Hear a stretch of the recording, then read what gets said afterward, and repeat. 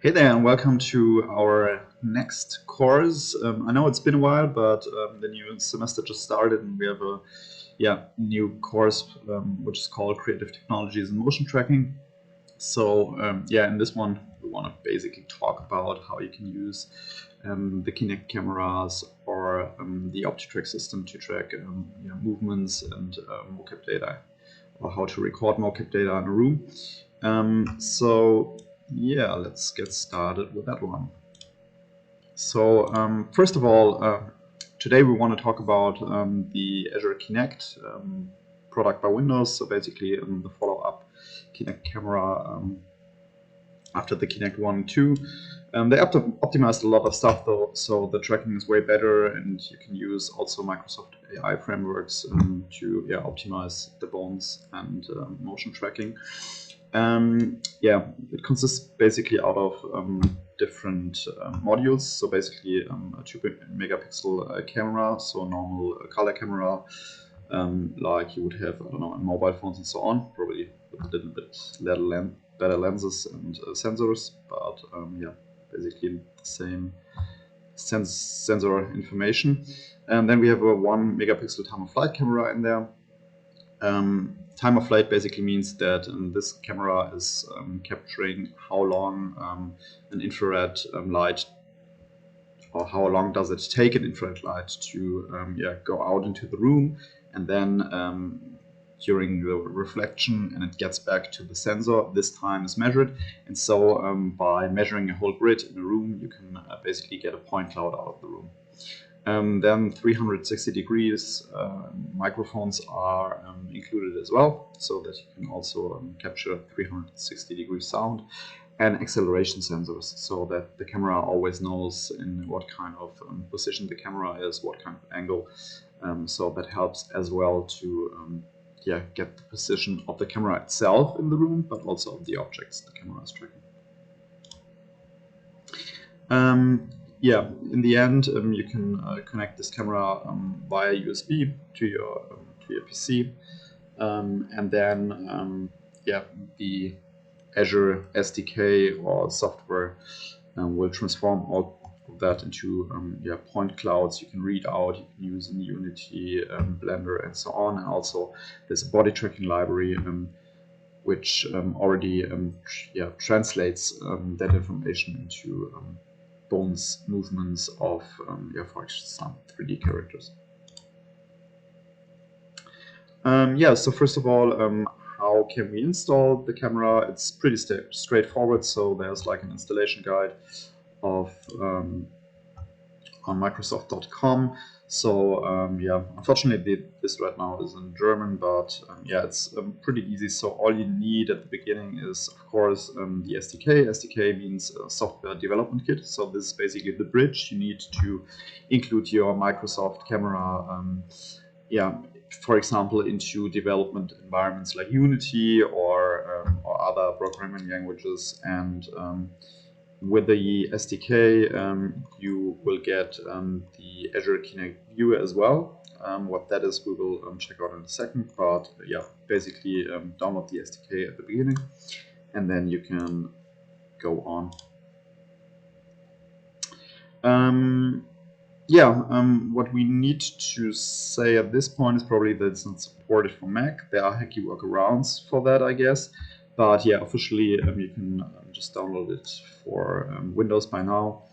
The cool thing about the new Kinect is that you can easily daisy chain them. So you just connect, if you have more than one Kinect, connect them with a USB-C cable, and then you can also use multiple sensors if you want to have a room scale set up and you need to have an accurate tracking from every point of view.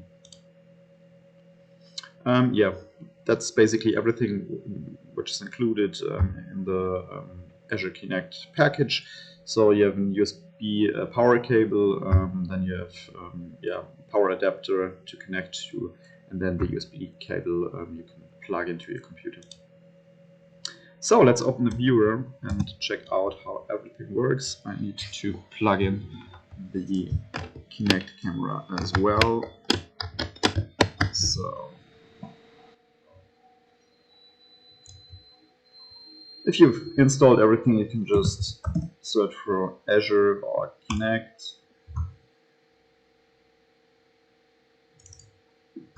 Okay, now we can see that the device is set up in the proper way so that it has power and is connected to the PC, because otherwise there won't be an ID listed up here. Then you can click on Open Device. And then there are a lot of settings, like you can set up basically if the camera should be calibrated near field point of view or wide view point of view. So that basically means how much of the room gets captured. Then if you're using, for example, passive infrared markers or something, that's something we won't do at this point, but just that you've heard about that. And then you can set the color configurations here, the resolution. Keep in mind, depending on your hardware, if you set or increase the resolution, then of course your PC needs to calculate more information for every frame. So this might impact your frame rate. So if you want to have a super smooth animation and also super smooth transfer of the information of your captured data, I think 2070p is quite fine. And then you can change, of course, as well the aspect ratio. There are also some color controls, so you can play around with brightness, contrast, saturation, sharpness, and gain, and so on. That depends on your setup, of your room setup, how much light is in there. Just try it out. So as soon as you hit here on Start, you'll see the different cameras. So then you can play around depending on what kind of information you want to get out of the Kinect. So on the right side, you can see that there's the point cloud. So that basically transfers all the points in your room into a certain kind of distance range. So as you can see, the red ones here in the background are obviously far more way than the blue ones here in front.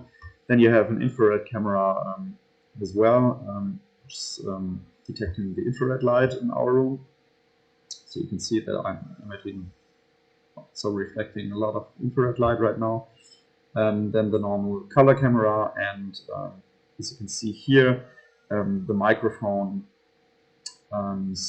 which are attached to the camera, and also the acceleration information of the gyroscope. So we move around the camera a little bit, you can see that the sensors are working as well.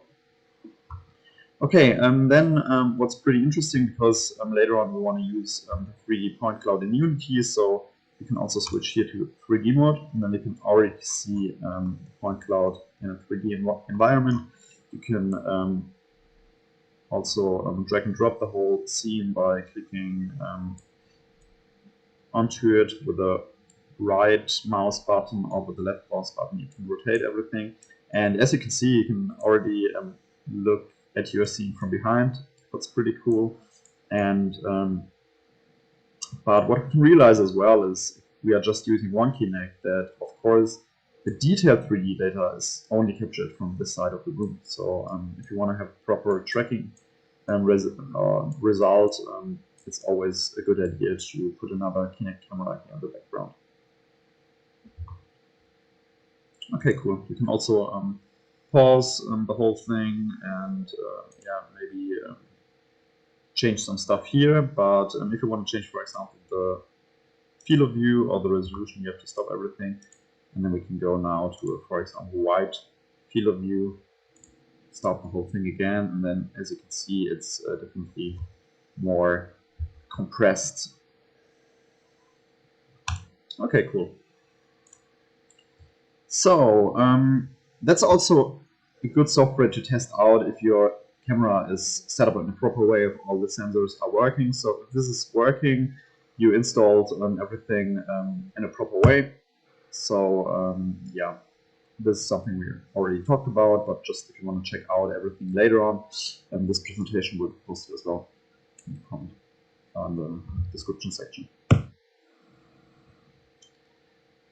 So, what can you do as well? There's also a body tracking SDK you can use. Just make sure that your NVIDIA GPU drivers are up to date, because CUDA is needed. CUDA is so-called a Compute Unified Device Architecture. What does it mean? It's basically a programming interface developed by NVIDIA, which is also the bridge between our software SDKs. So, for example, if you want to use that in Unity, and the data coming out of the 3D camera. The links are in here as well. So the install guide and also the body tracking viewer, which we will check out in a second. It's also pretty straightforward. There are a lot of links in there how you can install everything. What you basically need is just download the body tracking SDK, install it, and then the viewer is already installed as well. Yeah, cool. Maybe we'll check that out. Let's search for body tracking viewer. Let's start that one. There are a couple of hints how we can use that tool. And then we can already see that we have a pretty proper body tracking here. There's no big latency in there, so it's running quite smoothly. And the result is pretty good. Even if you have multiple people in one room, you can still track 2 or 3 people easily, depending on the setup. And I think, especially for let's say digital installations, where it doesn't have to be 100% accurate, so that's totally fine to use the Kinect. If you want to have a more, let's say, technical research on, for example, how sport characters move and so on, and you need a really detailed tracking, then you should probably use a more advanced tracking rig like OptiTrack or something. But for most of the stuff, to control games or to control digital installations, that's totally fine. Okay, tool features. You can change the view mode with PNK. We haven't done that right now, but this is just the change between one screen and then I think 3 different screens, so that you can see the scene from different angles. You can normally zoom in, pan, rotate with the left click. Pretty similar like the Kinect viewer. Okay, so let's include the Kinect into our Unity setup. First of all, what we need to do is, there are 2 ways. So you can use the asset store package. This one works out of the box, so you can just install it via the Unity asset store into Unity or inside of Unity. This one costs around $22, but as it just works and you don't have to do anything else, that's probably quite fine. If you want to save these $22, you can also use the free Unity package hosted on GitHub. It works pretty much that you just download this zip here. I linked it in the presentation, and then you can just open the whole project, and then you can check out how the Kinect implementation works.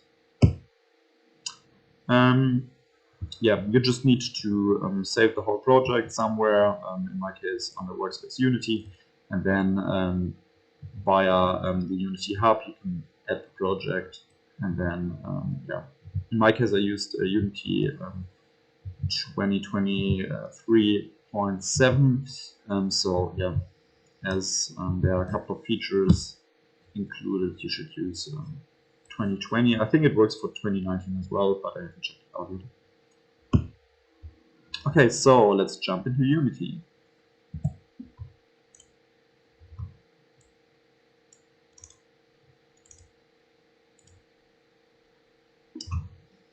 So, as you can see, there's already in our assets folder the Azure Kinect examples folder included, and there are a couple of Kinect scripts in there. These are basically doing all the communication and transforming the camera image data into point cloud data. So that's something we need later on. We'll check out how that works. But first of all, we just want to try out the Kinect demo scenes. So there's color depth demo and then point cloud demo. So start with the color demo first. Just click on play. Okay, and then we already have our normal camera image on the left canvas projected, and then the point cloud data on the right one. We can check out how that works. Or let's check out the fundamentals, because we don't have to get too detailed with that. But basically what the scene includes here are two raw images on a canvas. What this is, hopefully you already checked out in my last tutorials. So we have one which is showing the color, and the other one the point cloud data. And what our there's like a background image script, and what this one does is basically getting the data from our Kinect manager here and putting that one into, as you can see here, into a raw image. Right now there's nothing added here because this is all done by script. I checked out the script, and what they are doing, they are initializing this dynamically. But what they are basically doing, they are checking, okay, if there's a raw image attached to this whole module here, and then they are just sending the data over to the raw image. Then there's another demo which is a little bit more advanced, because there, just play it.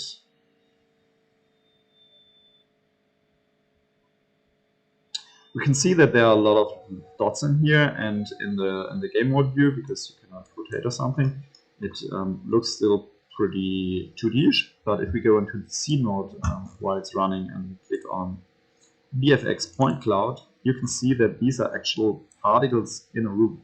So what they did here already is, like, they transformed the point cloud information from our Kinect camera onto a set of particles, and then they moved the particles inside of the room depending on the point cloud data they're getting. So as you can see here, all the information captured by depth camera, and also the color camera is transformed into particles, because that's why I have all the colors here of my cap and my hand and so on also transformed into these little dots here. There are a lot of them, that's why it looks pretty much like a seamless image. But yeah, these are all single particles. Okay, and that's where a Unity VFX graph comes into the game here. Because what they used, and what we'll use later on in our tutorial as well, is the Unity VFX graph. So maybe we'll talk about first just super rough what it is. And we've talked about that one. So use the plugin and the scripts, Unity VFX graph. So what is it? It's basically a node-based tool to create visual effects in Unity. It's particle-based, so you can add a set of particles to it and then transform them into nice visual animations. It's GPU supported, what is pretty important as well. Most of the stuff works on a CPU-based laptop as well. I've tried it out, but of course the performance is way better on a GPU-supported PC with a nice graphic card. It's pretty easy to handle, because it's node-based, and you can just play around, add new modes, new models, new components, and connect them via the wires or strings. And there's no coding involved, as long as you do not want to do your own custom modules. And last but not least, there's a large toolset of modules And also what we will check out in a second, a lot of nice examples you can already check out and try to combine different nodes and play around. So it's a pretty playfulness way of creating visual effects in Unity. Okay, so now what we want to do is we want to create our own first visual effects graph effect. So let's go back into Unity and let's do some coding. So I've already set up a scene here, which is called my first VFX effect. And this is basically what we want to do. So just a super simple particle effect, and then we can play around with settings. So what we can do together now is create a new scene.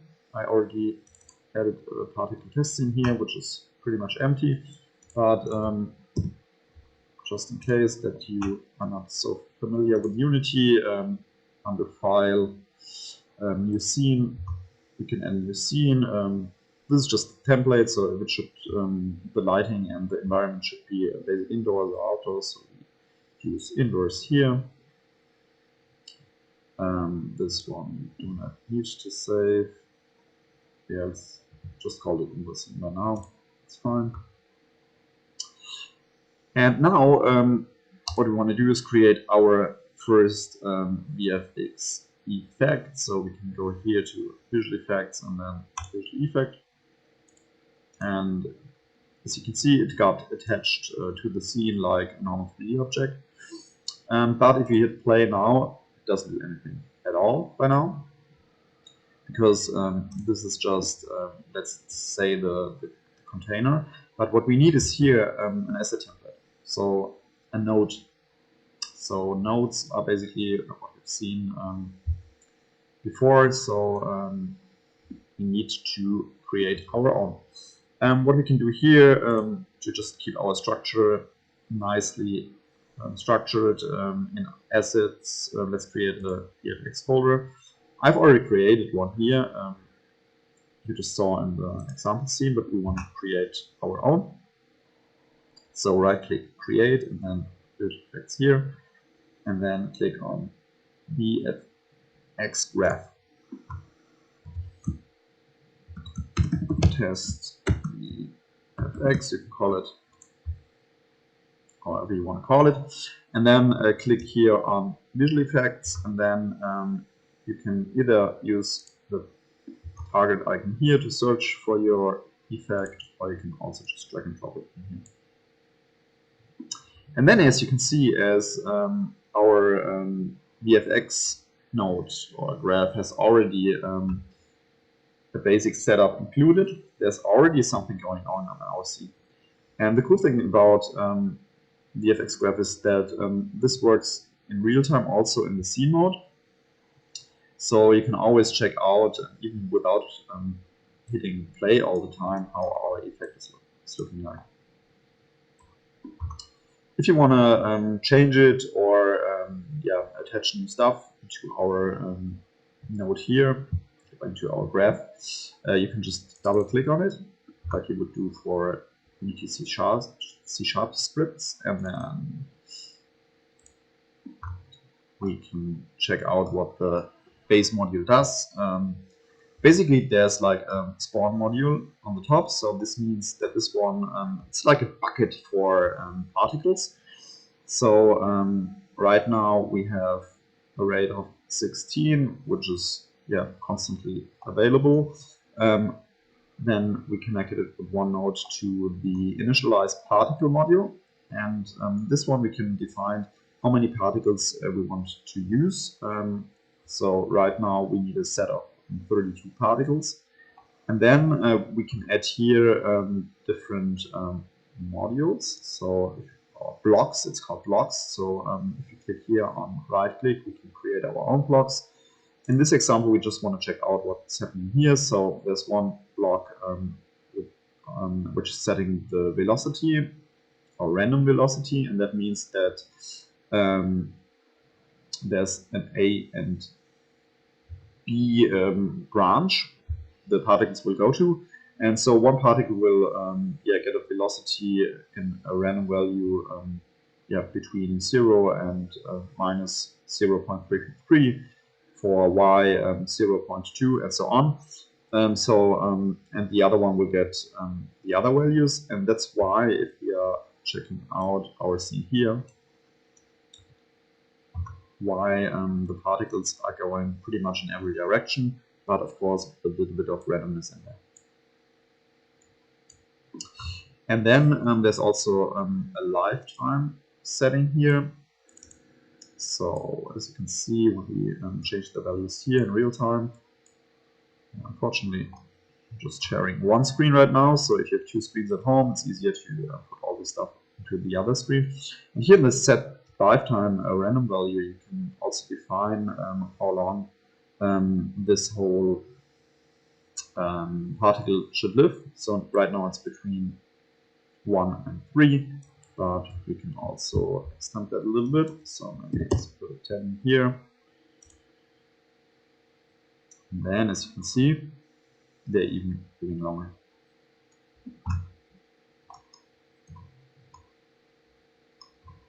So it's always a random value between A and B. So maybe when I said here these are two branches, that's not really correct. It's between A and B, so not two branches, it's between the range of A and B. Then there's an update particle function. We can do a lot of stuff in there. We'll check that out in a second when we are producing our own particle system based on the Kinect inputs. So we can manipulate the particles in here. So there's like an update function like in Unity. So for every frame you can do something here. And then in the end, you can connect everything to your output particle. There are different particles like this, particle quad, but there are even other ones. If you right click here and you create a new node, you can search for it. Output, oh, sorry.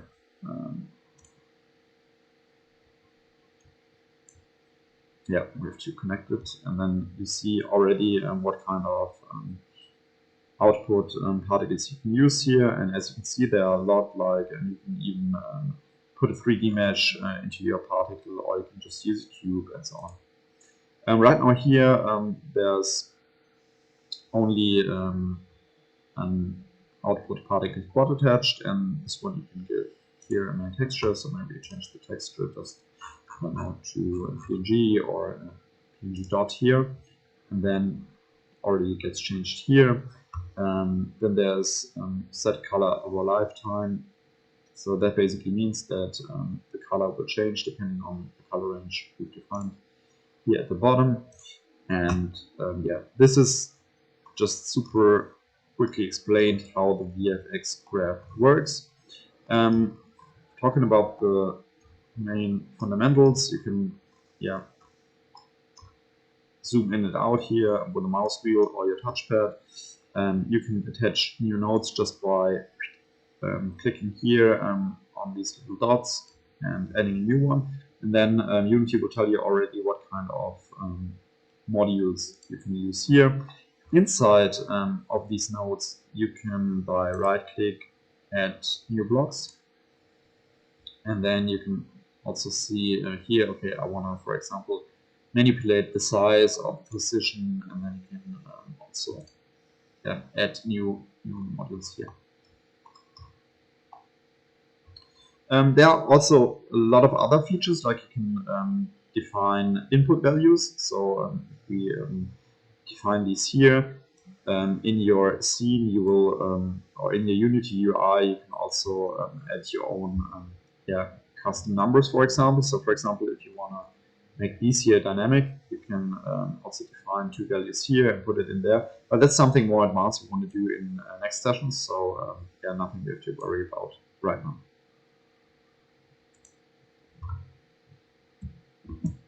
Okay, so that's it for the first part of our tutorial. In a second, we will check out of how we can connect now the Kinect to our Unity setup, and how we can get the point cloud data in there.